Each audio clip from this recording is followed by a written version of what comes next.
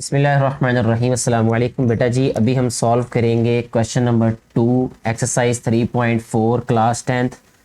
इसका पहला क्वेश्चन हमने जो सॉल्व किया था उसमें हमने कंपोनेंट और डिविडेंड थ्योरम को यूज़ किया था और उसमें हमने प्रूव करना था कुछ, ठीक है, यानी A ratio B is equal to C ratio D, ये प्रूव करना था। अभी इस क्वेश्चन में उन्होंने हमें पहले ही कह दिया है कि using theorem of componendo dividendo find the value of, यानी हमने इसकी वैल्यू फाइंड करनी है।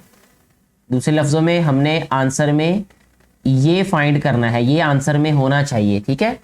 इफ़ अगर हमारे पास ये हो तो हमें इसकी वैल्यू फाइंड करनी है। समझ आ रही बेटे बात की? यानी क्वेश्चन हमारे पास ये है जिस पे मैंने टिक किया है और आंसर में हमारे पास ये वैल्यू आनी चाहिए। तो उसके लिए क्या करेंगे, हम सबसे पहले हम लिखेंगे यहाँ पे कि x is equal to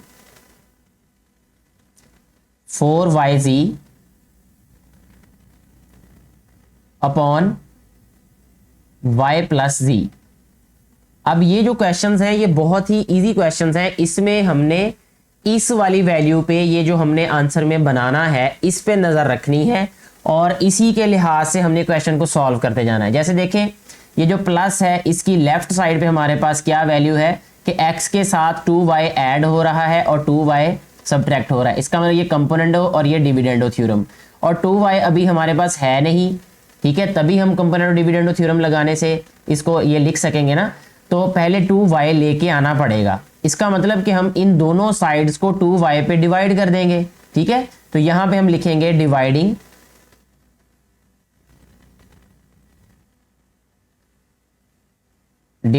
bye 2y, ठीक है। 2y पे क्यों हम इसको डिवाइड कर रहे हैं, रीजन मैंने बता दी कि हमने जो हमारी मंजिल है उस पे पहुंचने के लिए हमें 2y की जरूरत है। तो यहां पे जब 2y पे डिवाइड करेंगे तो ये आ जाएगा हमारे पास x upon 2y is equal to, इसको भी 2y पे डिवाइड करेंगे, ये हमारे पास है 4yz upon y plus z, और इसको जब हम मल्टीप्लाई करेंगे 2y से, ठीक है, यानी डिवाइड कर रहे हैं तो ये वाली वैल्यू इसके साथ मल्टीप्लाई हो जाएगी। नेक्स्ट स्टेप में ये हमारे पास आ जाएगा x upon 2y is equal to, अब देखें ये 2 और 4 कैंसिल हो जाएंगे आपस में, कैंसिलेशन की वजह से 2 2s are 4 हो जाएगा और ये y इस y को कैंसिल कर देगा, ठीक है बेटा। तो हमारे पास रह जाएगा ये 2z upon y plus z, ठीक है। हम यहां तक पहुंच गए हैं कि हमारे पास अब x के ओवर में 2y आ गया है। अब हमें क्या करना होगा, x प्लस 2y और x माइनस 2y बनाने के लिए इस पे कंपोनेंडो डिविडेंडो थ्योरम अप्लाई करना पड़ेगा। तो यहां पे हम लिखेंगे यूजिंग कंपोनेंडो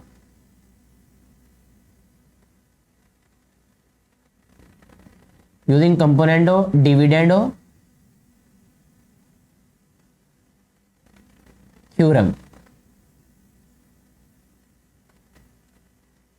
कंपोनेंट और डिविडेंड और थ्योरम हम जब यूज करेंगे तो ये हो जाएगा हमारे पास x plus 2y upon x minus 2y। इसी तरह राइट साइड पे भी अप्लाई करेंगे यही थ्योरम, वो हो जाएगा हमारे पास 2z plus y plus z upon 2z minus y और माइनस z, ठीक है बेटे।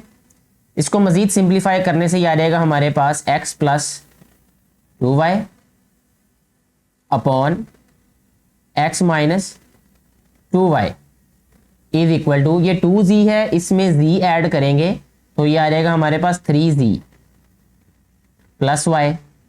इसी तरह ये 2z है और ये हमारे पास माइनस z है, तो जब इनको सब्ट्रैक्ट करेंगे तो हमारे पास क्या आ जाएगा, z आ जाएगा, यानी z माइनस y। इसको हम इक्वेशन लिख देते हैं, कोई भी इसका नेम राइट कर देते हैं इसका, और इस इक्वेशन का भी हम एक नेम राइट करते हैं, इसको कहते हैं 1 और इसको कह लेते हैं हम 2, ठीक है बेटा। अब हम पहुंच गए अभी यहां तक, ये वाली साइड जो x plus 2y x minus 2y तक पहुंच गए। देखिए इसकी लेफ्ट हैंड साइड यही है x plus 2y upon x minus 2y। Right hand side को भी हमने फिलहाल नहीं देखना कि वो क्या आ रही क्या नहीं आ रही।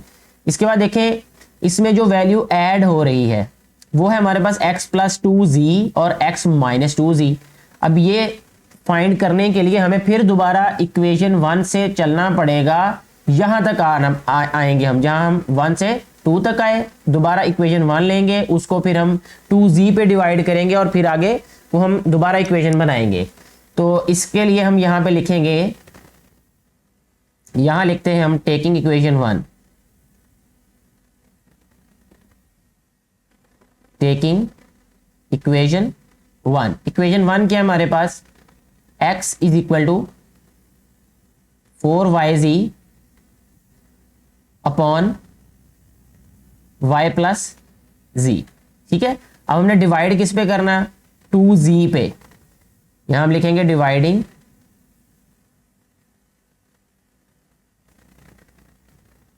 Bye 2z।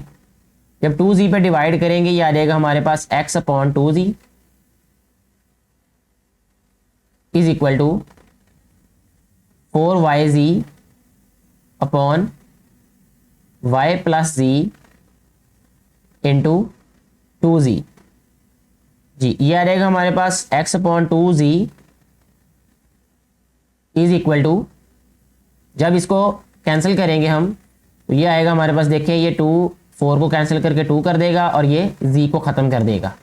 तो हमारे पास ये रह जाएगा यहाँ पे 2y upon y plus z। जी, नेक्स्ट देखें, अब हमारे पास क्या करना पड़ेगा, हमें component of dividend of theorem apply करना पड़ेगा ये वैल्यू हासिल करने के लिए, यानी ये वाला हिस्सा आएगा फिर हमारे पास जब हम इस पे component of dividend of theorem apply करेंगे। तो हम यहाँ पे लिखेंगे यूजिंग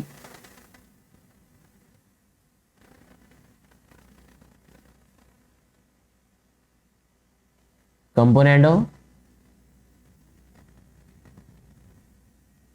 डिविडेंड ऑफ थ्योरम, ये बनेगा जी हमारे पास x plus 2z upon x minus 2z is equal to 2y plus y plus z upon 2y minus y minus z।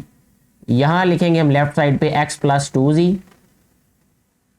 Upon x minus 2z is equal to 2y और y हो जाएगा हमारे पास 3y plus z upon 2y में से y minus करें तो ये आ जाएगा y माइनस z।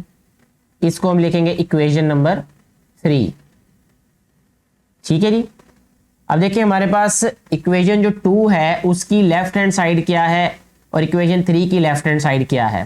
तो हमारे पास वही लेफ्ट हैंड साइड्स हैं जो हमें इन दोनों में मिलती हैं साइड्स। ठीक है, यानी ये भी हमारे पास एक इक्वेशन में है और ये भी हमारे पास एक इक्वेशन में। इसके बाद हमने क्या करना है, इसके सेंटर में देखिए लिखा है प्लस, इसका मतलब हम इन दोनों को ऐड करेंगे। अब हमने क्या करना है, इक्वेशन 2 और इक्वेशन 3 को ऐड कर देना है। तो यही हम लिखेंगे अब यहाँ पे एडिंग, यहां लिखेंगे हम adding equation 2 and equation 3। Equation 2 और इक्वेशन 3 को हम ऐड करेंगे, लेफ्ट हैंड साइड में ऐड होगी तो यहां पे आ जाएगा हमारे पास x plus 2y upon x minus 2y। ये देखें ये इक्वेशन 2 की लेफ्ट हैंड साइड है, इक्वेशन 3 की लेफ्ट हैंड साइड को इसमें ऐड करेंगे plus x plus 2z upon x minus 2z is equal to, अब राइट हैंड साइड को राइट हैंड साइड में ऐड कर देंगे, यानी 3z plus y upon z minus y। क्योंकि हमने प्लस करना है यहाँ प्लस का साइन, तो राइट हैंड साइड पे क्या है हमारे पास 3y plus z upon y minus z। अगर हम देखें यहाँ पे इस साइड पे हमारे पास y माइनस जी है, इस साइड पे हमारे पास z माइनस वाई है। इन दोनों को एक ही जैसा बनाने के लिए हम क्या करेंगे यहाँ पे कि यहाँ से माइनस कॉमन ले लेंगे इस वाली वैल्यू में से जो नीचे है, तो इसको हम लिखेंगे 3z plus y upon z minus y, ये प्लस है, ये रहेगा 3y प्लस z अपॉन, यहां मैं माइनस कॉमन लूंगा तो ये वैल्यू बन जाएगी z माइनस वाई। ठीक है, अब ये माइनस और प्लस क्या हो जाएंगे, माइनस हो जाएंगे, तो इसको लिखा जाएगा अब 3z plus y upon z minus y, और ये माइनस हो जाएगा, इसको लिखेंगे 3y plus z upon z minus y. ठीक है बेटा। अच्छा, अब इसके बाद जो नेक्स्ट स्टेप है वो मैं यहीं पे सॉल्व कर देता हूं, इसके बिल्कुल सामने, कि इसमें आएगा हम एलसीएम लेंगे अब। ठीक है जी, इसका एलसीएम ले लेंगे अब। एलसीएम क्या आएगा इनका, यहाँ पे वो मैं राइट कर देता हूं अभी। एलसीएम आएगा z माइनस वाई। ठीक है, z माइनस वाई एलसीएम आ जाएगा तो न्यूमरेटर में रह जाएगा 3z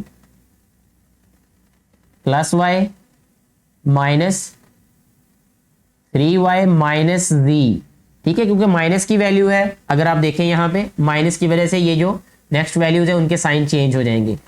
इसको हम लिखेंगे फिर नेक्स्ट 3z में से z माइनस करेंगे तो ये आ जाएगा हमारे पास 2z। ठीक है, और ये y है, ये 3y है, ये आ जाएगा minus 2y upon z minus Y.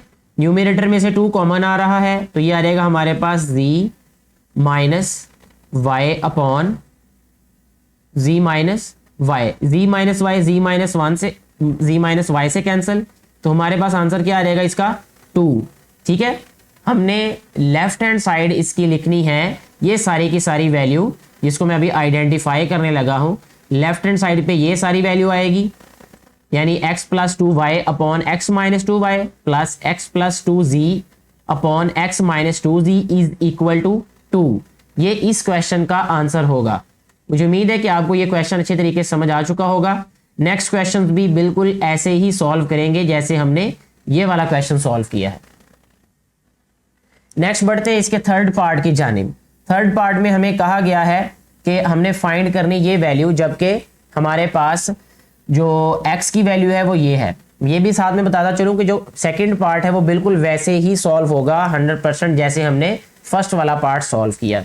तो यहाँ लिखेंगे हम सबसे पहले कि x जो है हमारे पास वो है 12ab upon a minus B के। यहाँ हमें 6a चाहिए। हमने इस पे नज़र रखनी है, जैसे जैसे क्वेश्चन को सॉल्व करना है उसके साथ साथ हमें ये देखना है कि यहाँ हम क्या बनाएंगे। तो ये 6a है हमारे पास, इसका मतलब हम ये जो हमारे पास इक्वेशन है इसको 6a पे डिवाइड करेंगे। तो यहाँ हम लिखेंगे डिवाइडिंग बाय 6a। जब 6a पे डिवाइड करेंगे ये लेफ्ट हैंड साइड पे आ जाएगा x upon 6a is equal to, ये आ जाएगा हमारे पास 12ab upon a minus b times 6a। जब इसको सिंप्लीफाई करेंगे तो ये आ जाएगा हमारे पास x upon 6a is equal to, ये क्योंकि कैंसिल होगा यहाँ पे 6 2 12 हो जाएगा और a जो है वो a से कैंसिल हो जाएगा। हमारे पास ये इक्वेशन रह जाएगी, राइट साइड पे जो वैल्यू होगी वो होगी 2b upon a minus B. ठीक है बेटे। अच्छा जी, इसके बाद देखिए नेक्स्ट हम क्या करेंगे, कंपोनेंट और डिविडेंड थ्योरम अप्लाई करेंगे और उसके बाद इन्वर्टेंड थ्योरम भी अप्लाई करना पड़ेगा, क्योंकि यहाँ पे माइनस वाली वैल्यू ऊपर है और प्लस वाली वैल्यू नीचे है। तो प्लस को एक वैल्यू को ऊपर ले जाने के लिए दूसरी को नीचे लाने के लिए हमें इन्वर्टेंड थ्योरम अप्लाई करना पड़ता है, लेकिन वो कंपोनेंट और डिविडेंड थ्योरम के बाद अप्लाई करेंगे। नेक्स्ट हम यहाँ पे राइट करेंगे यूजिंग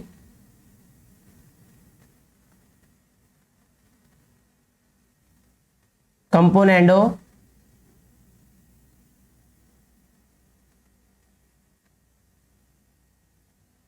डिविडेंडो थ्योरम।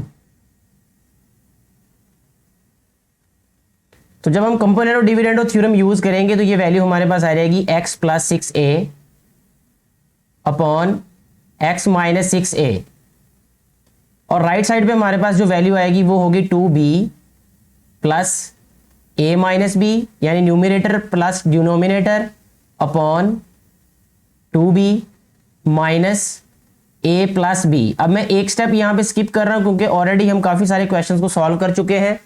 तो यहाँ जब माइनस आएगा, माइनस के बाद वाली वैल्यूज का साइन चेंज होने हैं, क्योंकि यहाँ a माइनस बी है इसलिए मैंने यहाँ a प्लस बी राइट किया। इसके बाद नेक्स्ट स्टेप में हम इसको सिंप्लीफाई करेंगे तो आ जाएगा हमारे पास x plus 6a upon x minus 6a। ये लेफ्ट हैंड साइड तो वैसे ही रहेगी, राइट हैंड साइड पे आएगा 2b में से b माइनस करेंगे तो ये हमारे पास b आ जाएगा। इसको हम चाहे b को पहले लिख लें चाहे बाद में लिख लें, क्योंकि दोनों वैल्यूज हमारे पास a प्लस की हैं, एडिशन की हैं, और एडिशन में कम्यूटेटिव प्रॉपर्टी होल्ड करती है, इसलिए हम किसी भी वैल्यू को पहले लिख सकते हैं, किसी को भी बाद में लिख सकते हैं। मैं यहाँ अभी फिलहाल b प्लस a ही लिखूंगा, लेकिन आप a प्लस b भी लिख सकते हैं, इसमें कोई फर्क नहीं होगा। यह है 2b प्लस b। अब ये आ जाएगा हमारे पास 3b माइनस a। अगर हम देखें यहाँ पे तो हमारे पास जो क्वेश्चन में स्टेटमेंट थी उसमें लिखा है x minus 6a upon x plus 6a। अब हमें प्लस वाली वैल्यू नीचे चाहिए और माइनस वाली वैल्यू ऊपर चाहिए। इसके लिए अब हम यूज करेंगे इनवर्टेंडो थ्योरम। तो यहां लिखेंगे हम using इनवर्टेंडो theorem.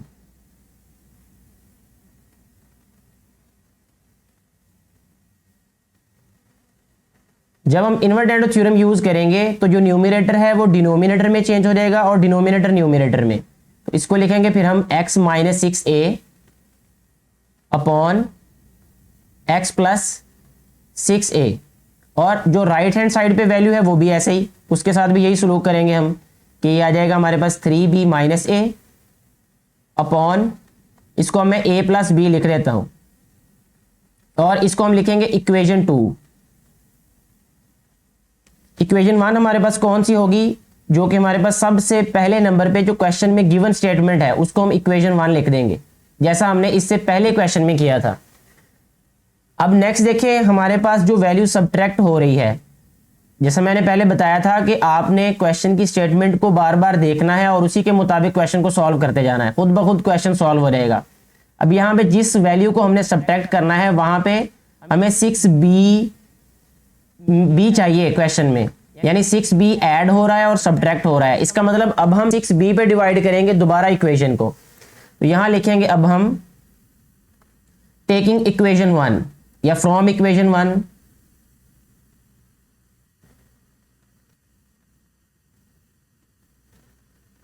Taking equation 1। Equation 1 क्या है हमारे पास, x is equal to 12ab upon a minus b। अब हम इसको डिवाइड किस पे करेंगे, 6b पे। यहां लिखेंगे डिवाइडिंग बाय 6b। तो ये आ जाएगा हमारे पास x upon 6b is equal to 12ab upon a minus b times 6b। Next आ जाएगा हमारे पास x upon 6b is equal to, अब ये वैल्यू जो है ये कैंसिल हो जाएगी, ये देखें 6 2 are 12, और ये जो b है ये b के साथ कैंसिल हो जाएगा। तो हमारे पास नेक्स्ट स्टेप में ये सिंप्लीफाई होके आ जाएगा 2a upon a minus b। अब क्या करेंगे हम इस पे कंपोनेंट और डिविडेंड थ्योरम अप्लाई करेंगे, तभी हमारे पास प्लस और माइनस में ये वैल्यू आएगी। तो यहां हम राइट करेंगे अब using componendo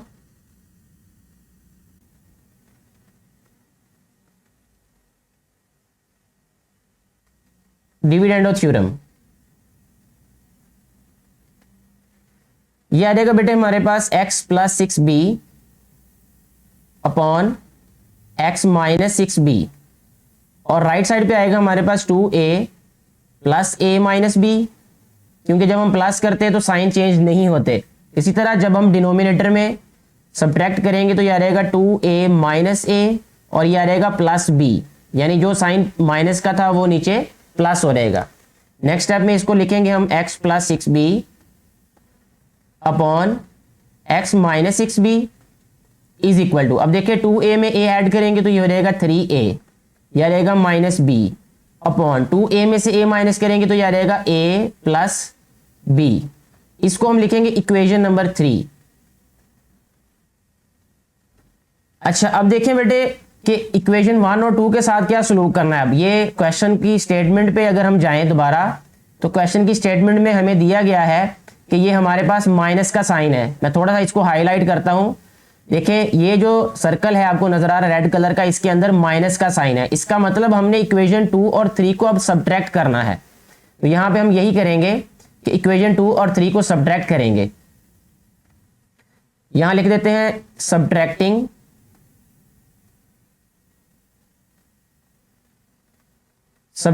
equation 2 and 3। Left hand side को लेफ्ट हैंड साइड में से सब्ट्रैक्ट करेंगे और राइट हैंड साइड को राइट हैंड साइड में से। ये आ जाएगा हमारे पास next x minus 6a upon x plus 6a minus x plus 6b upon x minus 6b is equal to 3b minus a upon a plus B. यहां पे मैं आपको एक बात और क्लियर कर दूं कि अक्सर बेटे और बेटियां यहां पे गलती ये करते हैं कि अब हमने क्या किया, इक्वेशन 2 की लेफ्ट हैंड साइड में से इक्वेशन 3 को सब्ट्रैक्ट किया है, यानी इक्वेशन 3 की लेफ्ट हैंड साइड को सब्ट्रैक्ट किया है।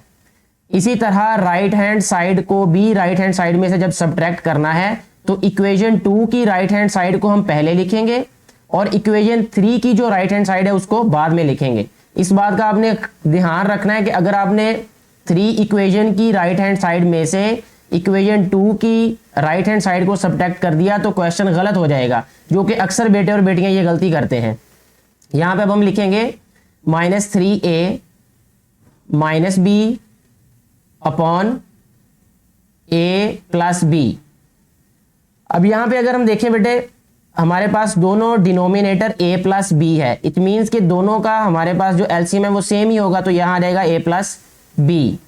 न्यूमिनेटर्स वैसे ही आ जाएंगे, ये होगा 3b माइनस a, लेकिन ध्यान रखना है कि माइनस है तो माइनस के बाद वाली वैल्यूज के साइन चेंज हो जाएंगे। यह आ जाएगा 3a प्लस b। अब इसको सिंप्लीफाई करेंगे नेक्स्ट स्टेप में तो यह आ जाएगा हमारे पास 3b प्लस b, यह आ जाएगा हमारे पास 4b, और ये माइनस a है, ये भी माइनस 3a है, यहां आ जाएगा minus 4a upon a plus b।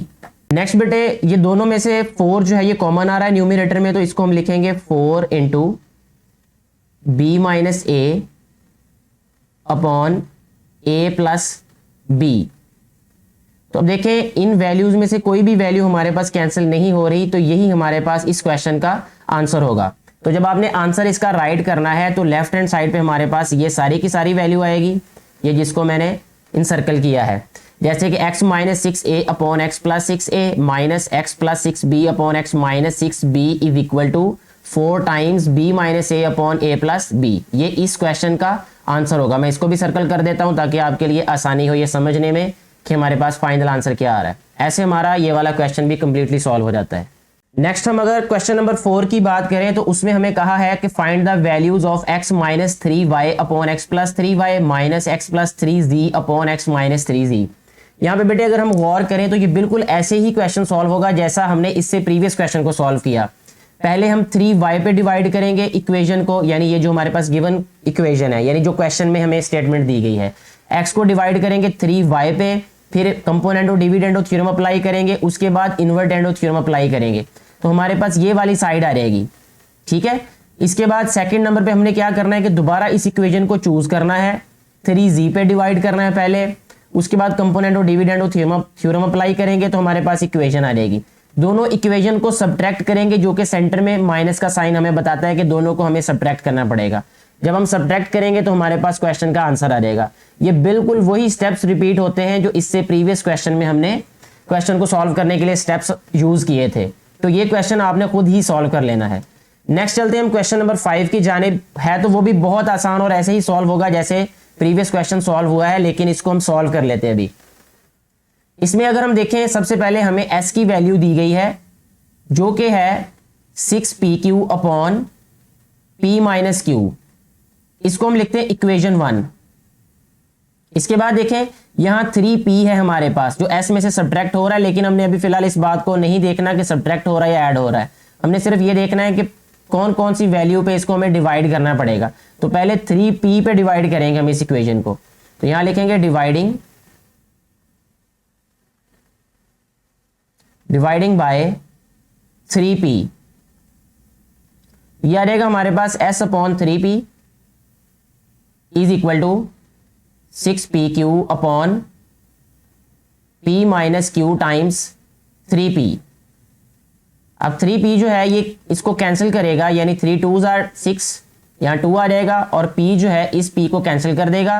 Next step में हमारे पास ये वैल्यू आ जाएगी s upon 3p is equal to 2q upon p minus q। इसके बाद अगर हम फिर दोबारा देखें क्वेश्चन की स्टेटमेंट में, तो हमें कंपोनेंट और डिविडेंड थ्योरम का सहारा लेना पड़ेगा, उसको यूज करना पड़ेगा। तो यहां हम लिखेंगे यूजिंग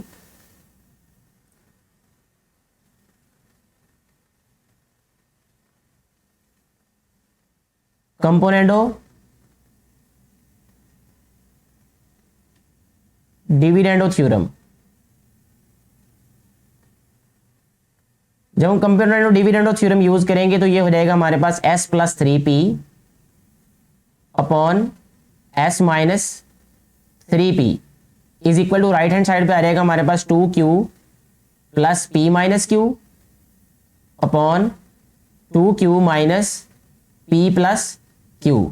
मजीद इसको जब हम सिंप्लीफाई करेंगे यह आ जाएगा s plus 3p upon s minus 3p। Left hand side वैसे ही आ जाएगी हमारे पास। राइट हैंड साइड में देखिए 2q में से q माइनस करेंगे तो ये आ जाएगा q प्लस p अपॉन ये 2q में q ऐड होगा अब नीचे, तो ये आ जाएगा हमारे पास 3q माइनस p। अब फिर दोबारा हमें क्वेश्चन की स्टेटमेंट की तरफ देखना पड़ेगा कि हमारे पास जो माइनस वाली वैल्यू है लेफ्ट हैंड साइड पे वो ऊपर है और प्लस वाली नीचे है, इसलिए हम क्या करेंगे यहाँ पे इन्वर्टेंडो थ्योरम यूज करेंगे। ठीक है, यहाँ लिख देंगे हम using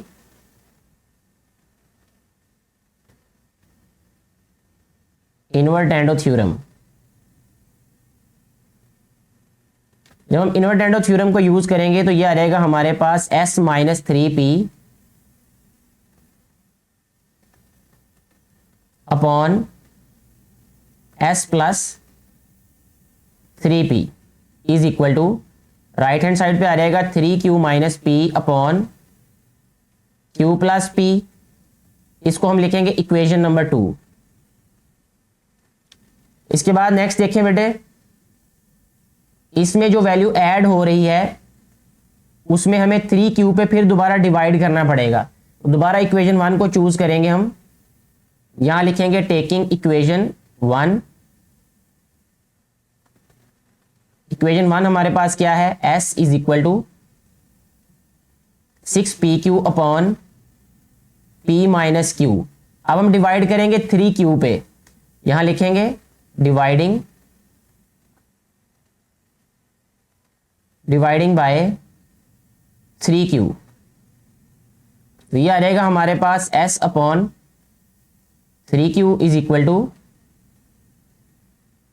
6pq upon p minus q times 3q। जब हम इसको सिंप्लीफाई करेंगे तो ये आ जाएगा हमारे पास कैंसिल होके 3 2s आर 6 और q जो है ये q को कैंसिल कर देगा। नेक्स्ट स्टेप में हम इसको लिखेंगे s upon 3q is equal to ये आ जाएगा 2p upon p minus q। अब नेक्स्ट होगा हमारे पास जो स्टेप वो है कंपोनेंट और डिविडेंड थ्योरम। तो यहां हम मेंशन करेंगे इसको यूजिंग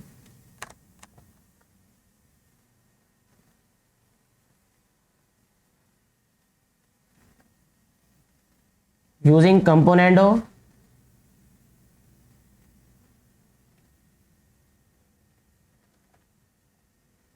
डिविडेंड थ्योरम। ये होगा लेफ्ट हैंड साइड में हमारे पास s plus 3q upon s